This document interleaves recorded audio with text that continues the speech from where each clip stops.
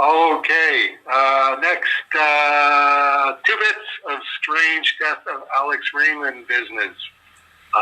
First, here's a letter Hal Foster sent Milt Caniff. And this is when, this goes back to 1938. And this is when Foster was still in Topeka, Kansas. So that's going back a ways. He's a year into doing Prince Valiant, so he's a much happier camper than he was when he was doing Tarzan prior to 1937. I like his heading, Milt Caniff. Somewhere in China, I guess, because almost all of Milt's stories were Terry and the Pirates were centered in China in the pre-war years. Dear Milton, I would like to be the best funny paper artist in the U.S. if people like you and Alex Raymond would quit stepping on my fingers and getting in my hair. There doesn't seem to be anything I can do about it except learn how to draw, and that is the reason for this letter. Would you be so foolish, would you be so kind as to let me have one of your Sunday pages so that I can study it? See if there's anything in the way you do it that I can steal. In return for this favor, I will send you one of my Prince Valiant pages, if you wish. Beyond a doubt, this will give me the best of the bargain, and you will be justified in squawking. In that case, I will send you only a blank sheet, which will be of more value in that it can be put to some good use. If you are too mean to send me a page, or if you object to my stealing your stuff, just say so, and I won't object. But you might see one of my pages come out with Val saying, quote, Milton Caniff is a heel, unquote. Hoping that you are properly intimidated by this threat and will consent to exchanging pages with me. I am yours truly, Harold R. Foster. I think this supports my contention in Strange Death of Alex Raymond, that these guys really didn't know how to deal with each other. Practically overnight, Foster had been doing Tarzan since 1929, but Raymond and Caniff were relatively new.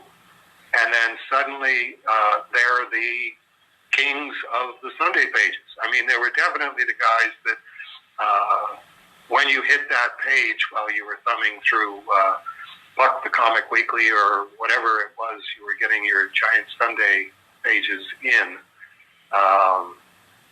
it's like, wow, this guy can really draw. And you would say that about all three of them, but for different reasons. So there's a weird,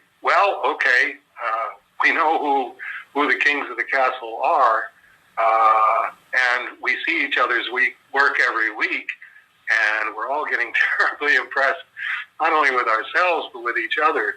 How do we deal with each other?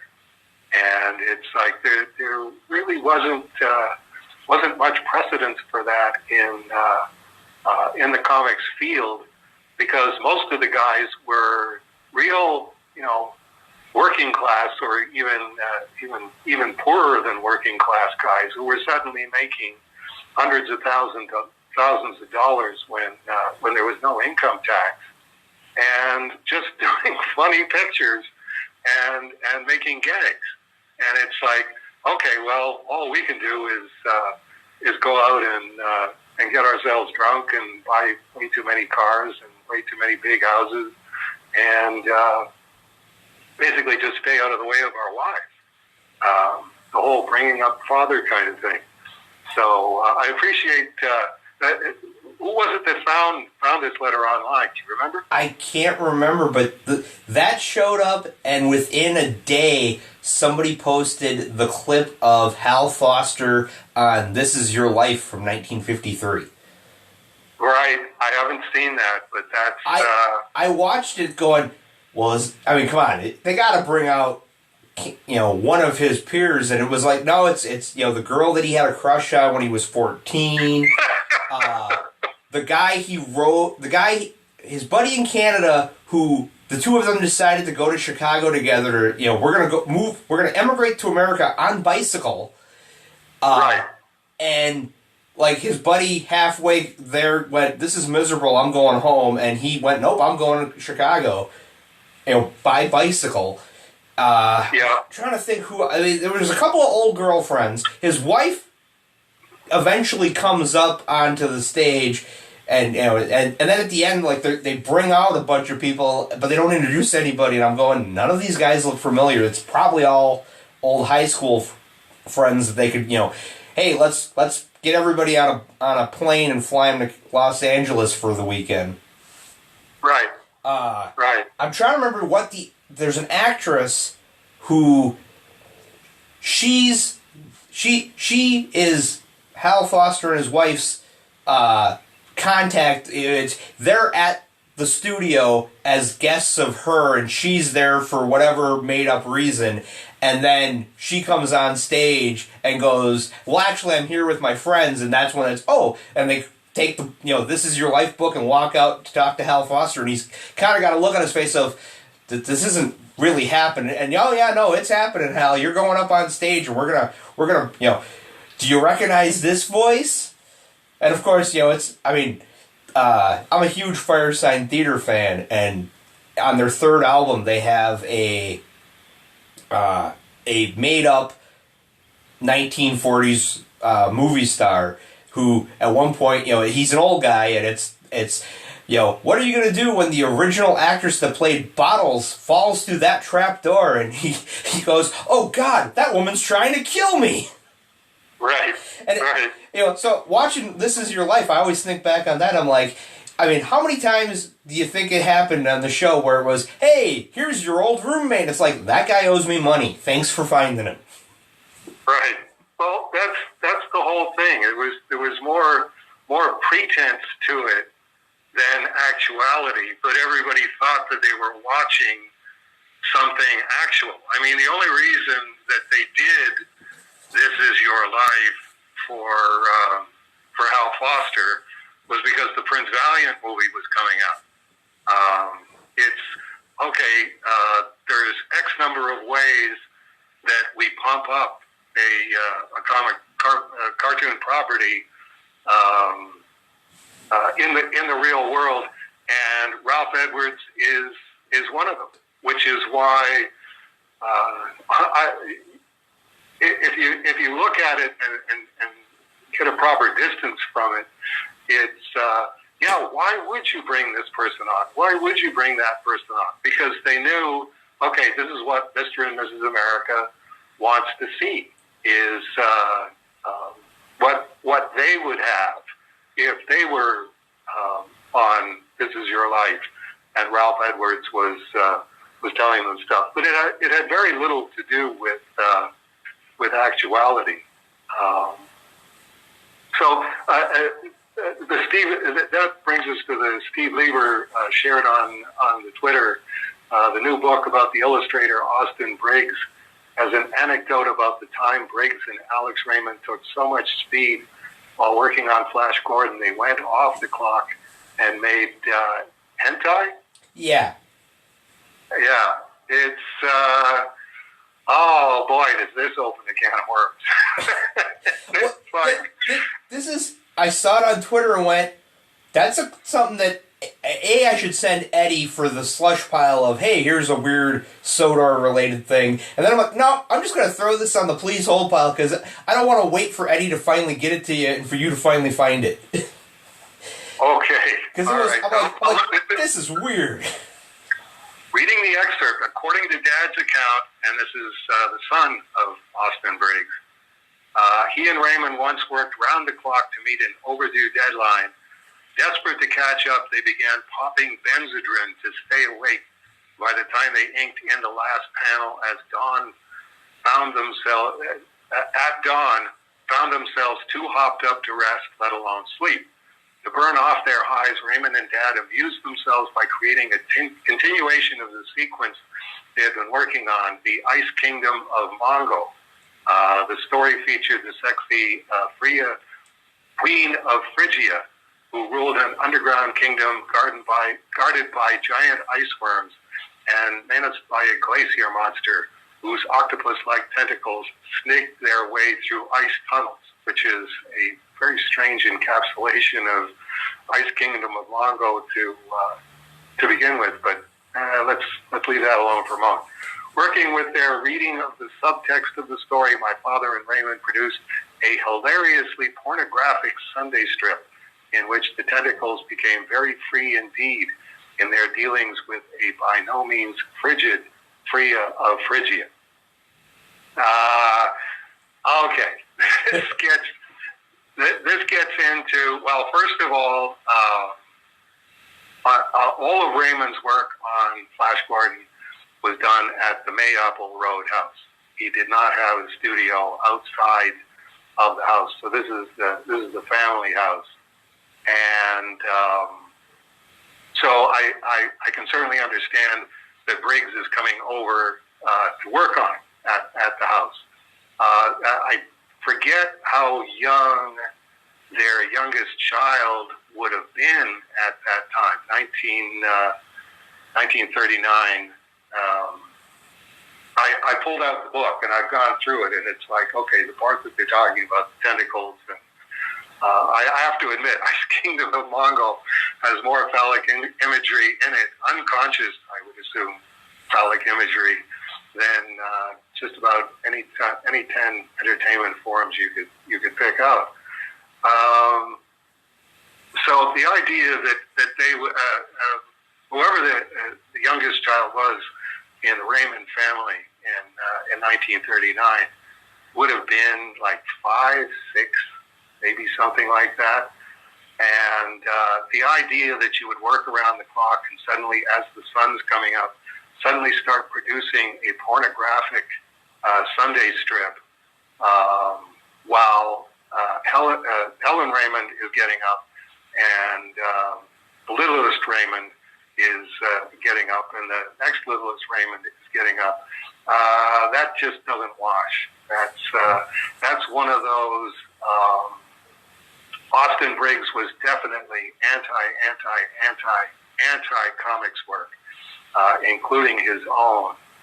Didn't like that comic books were starting to become more respectable, and consequently, I think, started manufacturing these kinds of stories and exaggerating things. They might have joked back and forth about, hey, we could do this, ha ha ha.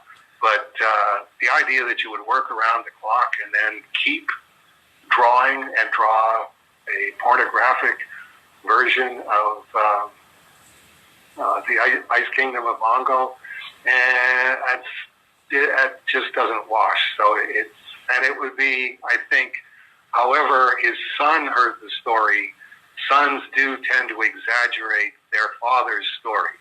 Like, you do find out, okay, can you go and ask your dad if that actually happened?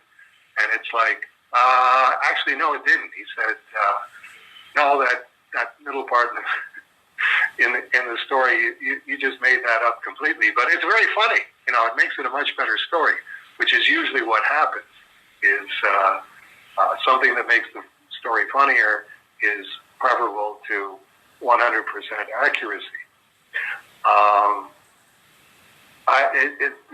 The quarrel is really between Ron Goulart, who maintains that Austin Briggs did a lot of the work on Flash Gordon, was basically either Raymond's assistant or ghosted a bunch of them, and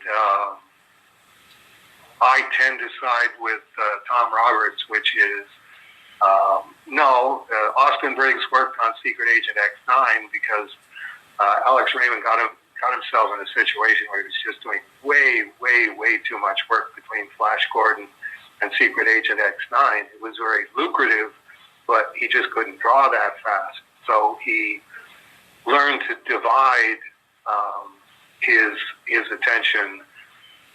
I'll work with Austin Briggs, you know, thank you for finding this guy for me. And he will do a lot of the heavy lifting on Secret Agent X9 because On Flash Gordon, I want to do everything myself. It's Flash Gordon is my baby. I don't want anybody working on Flash Gordon the same way that he didn't want anybody else working on Rip Kirby. If this is my thing, this is my thing, and I'm going to do it from beginning to end. I think there definitely was a situation where Raymond got pneumonia at one point, and it's like King Features is going, we really don't care how much you care about this comic strip and how much it's your baby, because it's not really your baby, it's our baby. And we want our baby done and at the engravers by, whatever it was, like a week from Thursday. And then we want the next one, the following Tuesday, because you're giving us the runaround. And it's, you're not producing, and we've got hundreds of newspapers that need to have these Sunday strips in there. So, Austin Briggs is going to help you on this. So I think that Austin Briggs, my theory is, having looked at Ice Kingdom of Mongo, which I think is the germ of truth to the story, if you look at, I don't know how many people have the Ice Kingdom of Mongo handy. I know I do. If you look at the October 1939 strips, there is like 3 or 4 of them in a row that are just, excuse me, absolutely jaw-dropping, starting with October 8th, October 15th, October 22nd, October 29th. The balance of black and the white and the effects that Raymond was doing of, you would take red pen and you would draw on the original in red pen, outlining where the white area is going to go. That told the engraver, anything that's outlined in red, just leave the interior of that white. And obviously inking the black to create lighting effects. And I'm pretty sure that Raymond, probably coughing his lungs out, is explaining to Austin Briggs, like, this is really, really important to me, that this has to look right. Here's the theory that I'm working on, because the lighting effects on the translucent or transparent winter gear that everybody's wearing, this is how I'm establishing that this is transparent, and this is how it's got to be done. Showing him probably proofs from the preceding 2 or 3 weeks where he started doing it, and saying, like, this is what I want, and it's got to be, it's got to be high quality. It's got to be, I'm pretty sure that Austin Briggs was picking up on what Raymond was saying was, don't do a Secret Agent X9 on this. By the time you were working on Secret Agent X9, I didn't give a crap what Secret Agent X9 looked like. I was putting all my time in on Flash Gordon. Consequently, I think Austin Briggs went, okay, this is a guy that I've worked with. This is a lucrative gig. I'm here to help him get back on schedule, and I understand that it's really, really important to him that this looks really, really good. So he looked at what Raymond was doing and went, oh, okay, I know what he's doing. He's not quite as good at this as, the other big market illustrators are, but I understand what he's trying to do. Here, I will, you pencil it, and you tell me where you want to do whatever it is that you want me to do, either the solid black highlights or putting in the red outlines to show where the white goes. And it's Al Williamson level of quality. And in 1939, there's one wide shot. What day is it? was October 15th. The first panel is a wide shot. And it's unbelievably beautifully lit, where whatever Austin Briggs was doing on it, and whatever Raymond was doing on it, Raymond didn't have to do all of it. So Raymond could concentrate on making it the absolute best that he could make it. And Austin Briggs is going, well, this is just day at the office stuff for me. Like, I understand, what he's talking about. Here's the light source. It's in the upper right corner of the panel, and, they're flashing their Flash Gordon laser thing into the upper right corner. So all of these characters are lit from that light source. And it's miles beyond what Raymond was doing at the time. And it upped Raymond's game. From then on, he's the establishment of light. This is where the light is coming from. This is where the highlights are.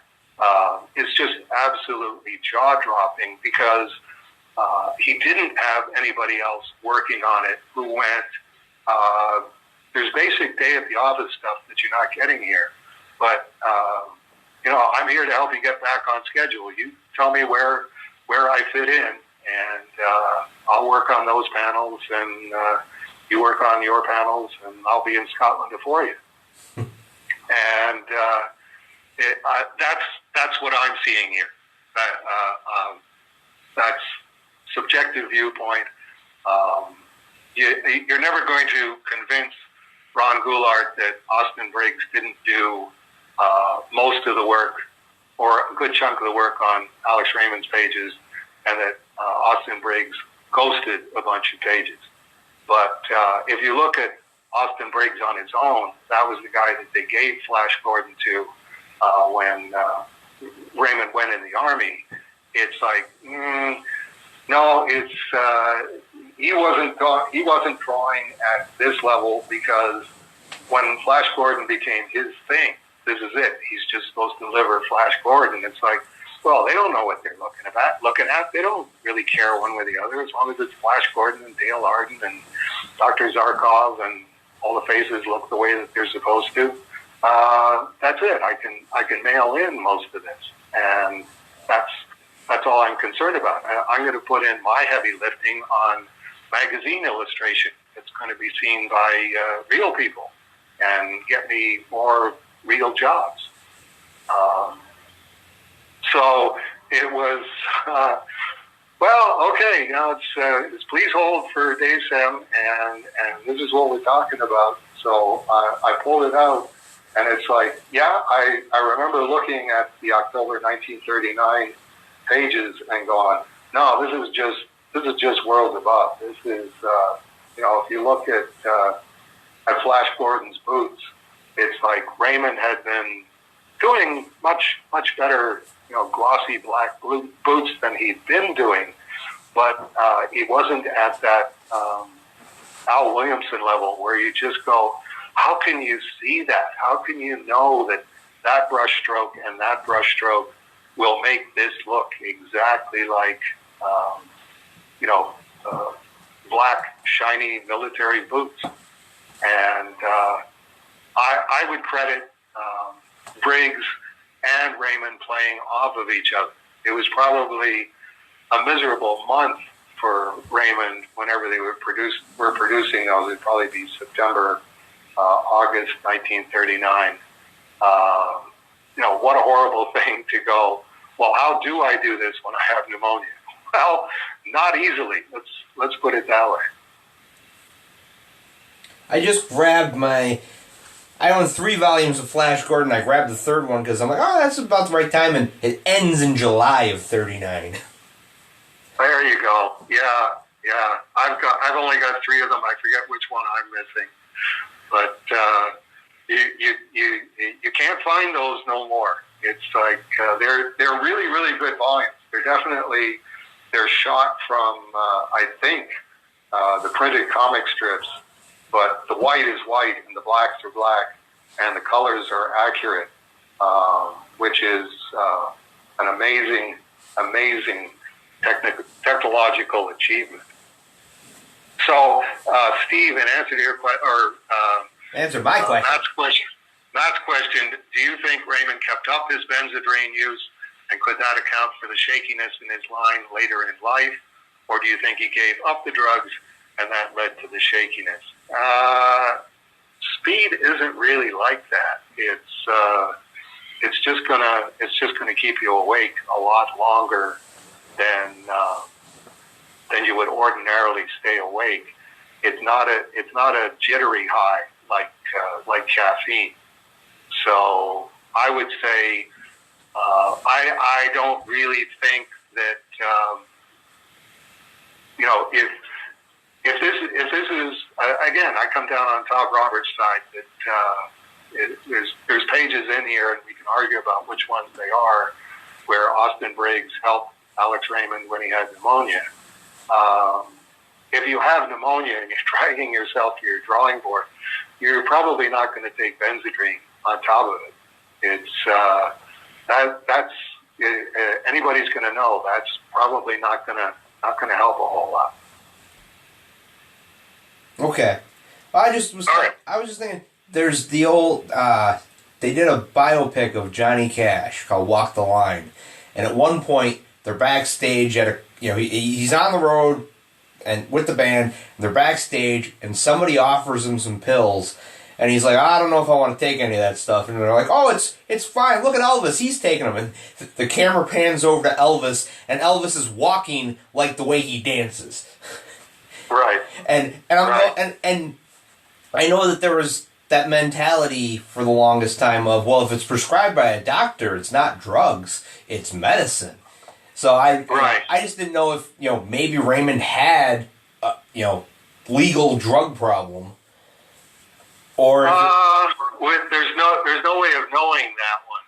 I mean, this is the first time that I've ever seen the association of Benzedrine with Alex Raymond, and the fact that it's coming from somebody who was really, really, really bitterly anti-comic artists. This is ridiculous calling this art. No, magazine illustration is art. This is complete pap. He's not going to be a reliable witness, I don't think. Personally, that's my assessment. Okay, that's one of those. Like I said, it came across. I came across it and went, well, that's interesting, and I figured send it up and see what happens.